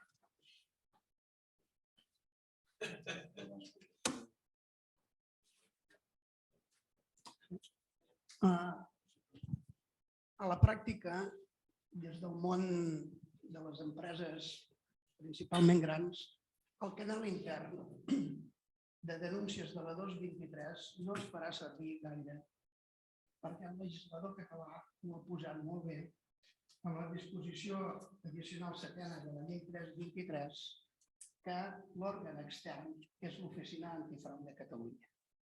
I els treballadors no denunciaran pràcticament dins de les empreses. Aniran a l'Oficina Antifrau de Catalunya perquè també té la capacitat de valorar de passar-ho al fiscal. I aquí n'hi haurà molt poques. Aquest dia el Col·legi d'Advocats de Barcelona va fer una conferència magnífica, va dir que afecta 29.000 empreses a Espanya i que creuen que màxim n'hi haurà 2 o 3 a l'any a cada empresa de més de 250 treballadors. Per tant, el treballador que vol anar a segur anirà a l'oficina antifrau. Poques ne tindrem dins de les nostres. Poques. Jo no... Accepto que té fonament el que vostè diu, però no... M'agradaria valorar-ho d'aquí un any i mig, per entendre's. M'agradaria valorar-ho d'aquí un any i mig, perquè pot passar tot el contrari. És a dir, no ha calat encara en la realitat econòmica empresarial del país l'abast de la denúncia anònima. No ha calat. Aquí es deia molt bé, està previst que la denúncia anònima hem de protegir i que aquí hem de protegir si és anònim. Vol dir que el que estàs dient és la confidencialitat. Jo et garanteixo que tu, fulanito de tal, que em fas una denúncia tindràs privacitat i que no hi haurà represàlia per la teva tal. Però l'anònim, fins i tot com comunico a l'anònim l'arxiu de l'expedient, si no existeix. Amb la qual cosa afavoreixes una cosa molt important. Imaginem-nos, ho dic perquè és un cas, per exemple, una denúncia anònima. I aleshores ve una segona comunicació, posem per cas d'un comitè d'empresa, que diu tenim coneixement que s'ha presentat una denúncia anònima. No l'he feta jo, la denúncia, però tenim coneixement que hi ha una denúncia anònima. Què diu aquesta? Ja no és anònima des del punt de vista de qui et dona la cara, però té una trajectòria empresarial que pot tenir repercussió climàtica dins de la pròpia empresa. Nosaltres jo crec que seria bo que penséssim que necessitem 1 any i mig, 2 anys d'experiència sobre aquestes coses, però és bo agafar-te protegit, o sigui, protegit segur. Després veurem quin és el recorregut que tot això té. Bé, si em permet. Completament d'acord. Possiblement ens trobem amb que es dirigeixin directament a l'oficina antifrau. El tema és que estem en un moment on les empreses tenen tota aquesta cultura, tot aquest clima empresarial respecte a igualtat, respecte a... tenen que ser-ho i semblar-ho. Llavors, per poder tenir aquesta cobertura que abans parlava el Joan del compliance penal i tributari, sobretot ara em centro en el penal perquè estic portant el canal cap a tot tipus de delictes, tot tipus de conductes il·lícites o brutes dintre d'una companyia. Les companyies han de ser i complir amb aquestes cultures i semblar-ho. Llavors, jo estic d'acord. El treballador segurament s'anirà a l'oficina antifrau. No deixa de tenir sentit que la pròpia companyia, per allò de ser i parecer, posi a l'abast de tothom el canal i controli diligentment el seu canal de denúncies o informacions. Perdona una cosa, ho ha de tenir. És imprescindible, precisament, si el tema és que les denúncies van directament a l'oficina antifrau, raó de més de tenir un bon canal de denúncies intern per evitar que l'oficina antifrau, a més, et senyali i et diguis que vostè no té un bon canal intern i per això m'han vingut a veure. O sigui, raó de més de tenir el bon canal intern. Molt bé. Anem una mica malament de temps. Si us sembla, si vol fer les conclusions, senyor Miquel Roca, i el Jordi us farà la cluenda de l'acte. Deixa'm fer les conclusions. Ets capaç de fer-les tu, però... No, però deixeu-m'ho dir. No oblideu una cosa i una altra oblideu-vos d'una altra. No oblideu de facturar.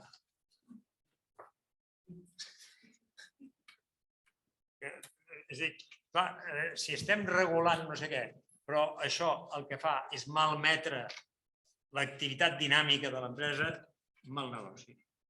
Per tant, no us oblideu de facturar, de treballar. I oblideu-vos de la privacitat. Això és un concepte que ha desaparegut. Totes les dades de les vostres empreses són públiques, seran públiques, es coneixeran per tothom i, per tant, no vulguem preservar. Tot el que es fa avui en el món de l'empresa té una vocació de ser conegut, de publicitat, que, òbviament, perdreu molt de temps intentant ocultar això, ocultar l'altre. Partiu del principi que la privacitat empresarial, econòmica, ha desaparegut. Segona qüestió. Aquí, abans deies, la protecció de l'informant. És a dir, jo sempre reclamo la protecció de l'empresa. Jo he estat conseller, soc conseller de diferents empreses. I en una ocasió la Comissió Nacional del Mercat de Valors em deia: escolti, vostè en la seva funció de conseller, vostè defensa els interessos dels minoritaris?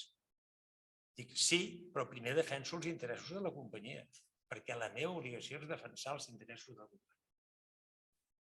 La meva obligació és defensar els interessos de la companyia, que té sustentabilitat. Hi ha els accionistes que tenen una cosa, que volen potser molts dividendos, i és molt legítim, volen molts dividendos. I en canvi la companyia pot tenir l'objectiu de créixer per si mateixa perquè pot tenir unes oportunitats de dimensionar-se i protegir-se. No és simplement defensar els interessos dels minoritaris, és defensar els interessos de la companyia. Per tant, en tot aquest sistema de denúncies i de protocols i totes les qüestions que hem estat parlant, no oblidem que hem de protegir l'informant, hem de protegir el tal, hem de protegir a qui es vulgui, però hem de protegir el fet empresarial. Hem de protegir el fet empresarial. Sense protecció del fet empresarial no hi haurà creixement. No hi haurà creixement. El creixement descansa en una sèrie de principis, i és que el fet empresarial val la pena, ens interessa, l'hem de protegir el fet empresarial, l'hem de protegir. Això no vol dir impunitat, això no vol dir que pot fer... No, però hem de protegir el fet empresarial, l'hem de protegir. Tercer, vosaltres posàveu un exemple d'allò d'adaptar-se en els temps. Un exemple d'adaptar-se en els temps. Té tot el sentit del món que les retribucions s'adaptin a la inflació. També tindria tot el sentit del món que les bases de l'impost de patrimoni s'adaptessin a la inflació. No? Doncs no. Ho dic perquè sapiguem per on anem. Sapiguem per on anem. Sapiguem per on anem. I per últim, hi ha una cosa... Clar, és bastant... Som víctimes, tots plegats, d'una terminologia que no controlem. Tothom diu frases, tothom diu expressions. Si fas un discurs ara, si tu fas la cloenda i no parles de la sostenibilitat, és un mal discurs, ho dic perquè ho poses. Has de parlar sostenibilitat, hi ha unes frases que s'han de posar. Aleshores, ara tothom té en les empreses un mapa de riscos. Tothom, mapa de riscos. Llavors hi ha un que venen i diuen ja l'hem de posar mapa de riscos fiscals. Jo dic, jo no el tinc, perquè compleixo sempre. Què vol dir un mapa de riscos fiscals? Jo compleixo sempre. Jo, empresari, haig de posar mapa de riscos fiscals. Vés a saber què passarà amb la declaració que he fet a l'impost sobre les societats, si me l'acceptaran o no. Jo haig de presumir que me l'acceptaran perquè l'he fet correcte. No tinc un risc fiscal. Si compleixo, si tinc un risc fiscal, és que no compleixo. Per tant, jo, mapa de riscos, 0. Per què? Perquè complexo sempre. I aleshores tots hem caigut a dir mapa de riscos. Home, podria ser que... Què està esperant l'inspector? Si vostè mateix diu que podria ser... Catacrac, ja està. No, escolti, jo, 0. Ara vostè demostri'm que jo estic incomplint. Bé, de veritat, el fet empresarial és bàsic, complir amb tot això és una defensa molt lògica, però el que tenim a l'entorn justifica que ens ho prenguem molt en sèrio. Perquè qualsevol error tonto en una formalitat té unes conseqüències, o pot tenir unes conseqüències, molt complicades. Que dinin de gust. I que descansin i que facin... Però la meva obligació és dir que ho tenim complicat. Gràcies.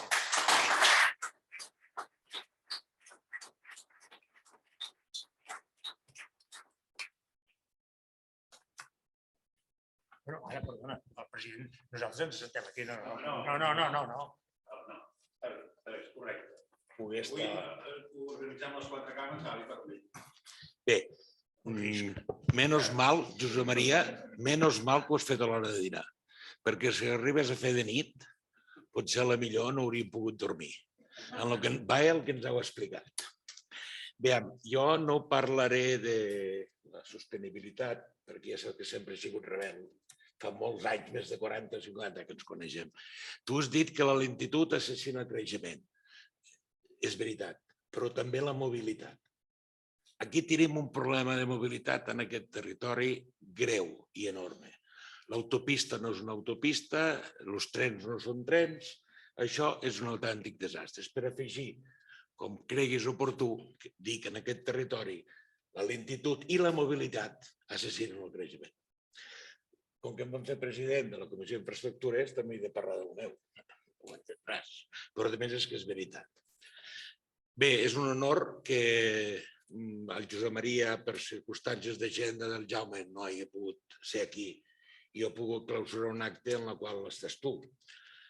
Mireu, amb el Miquel fa molt de temps que ens coneixem.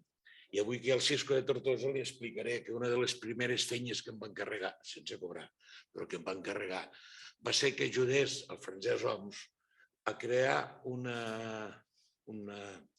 esmena als pressupostos generals de l'Estat per demanar a ell 100 milions de pessetes per fer l'estudi d'alternatives de l'Ebre.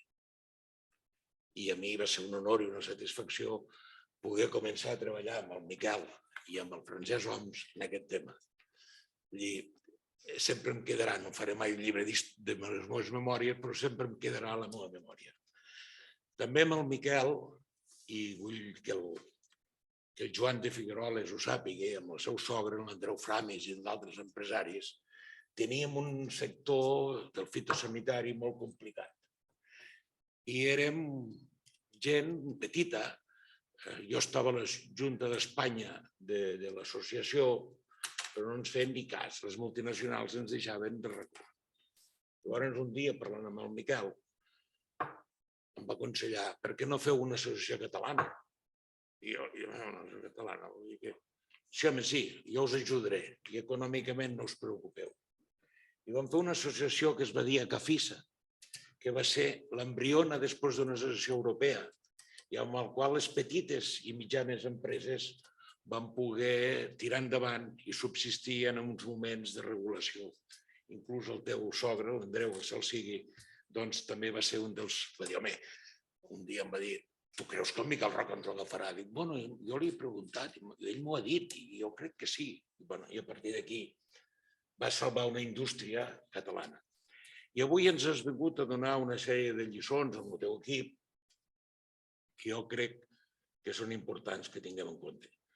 I com que jo no em presento a la Càmera de Reus i per tant puc fer campanya per la Càmera de Reus i per la Càmera de Valls, per la Càmera de Tortosa i per la Càmera de Tarragona. Mireu, aquella associació que ens va dir Acafisa, aquella associació diferent a sectors, jo crec que les càmeres podem fer aquest paper de lobby que juntament amb l'experiència i els coneixements del Miquel, els empresaris petits i també grans hauran de tindre en compte i ens hauran de tindre en compte. Perquè nosaltres som representants formals de les empreses públics, som representants oficials i per tant podem fer un treball que crec que és imprescindible que ens vingui. Has dit, Miquel, diu, l'empresa és risc, diu, ara és el risc. I ja et podria dir, l'empresari és valent, però ara no sé què és, però sí que podria ficar un civil. Hi ha una cosa que se'n diu TEDx.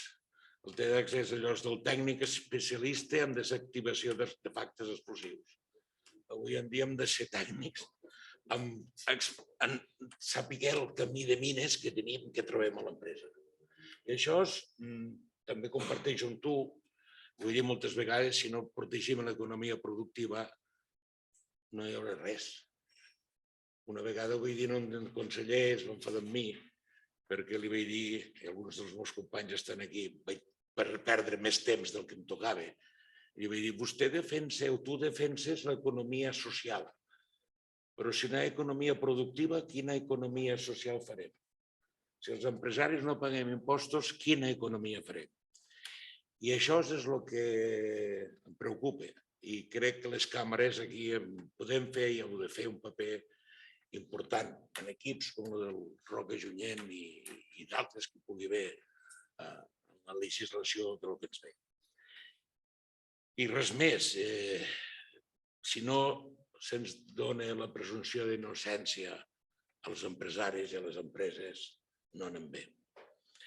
El problema és que tot això que diem, fins a nosaltres ens ho prenem molt en sèrio, potser els que els hem donat el poder, que és un poder polític que emana dels nostres vots i dels nostres diners, ens estan fent poc cas. Potser haurem de començar a organitzar-nos com un lobby i a través de les càmeres i d'altres organismes haurem de continuar treballant. Miquel, m'agradaria que, dient que ets un mestre, podríem cridar allò de Miquel torna. No. T'ho he dit més d'una vegada en privat. T'he deixat parlar fins ara. I m'has dit sempre que no. Però te vam perdre i vam perdre molt en aquest país. I res més, com diu el meu pare, m'acaba sempre acabar igual. Estic molt agraït que pugui parlar a Valls. Potser serà de les últimes vegades com a president de cambra, no com a Jordi Just, que us podré parlar. El meu pare sempre em va ensenyar una frase que jo l'he fet meva, que és Malgrat tot, endavant les atges.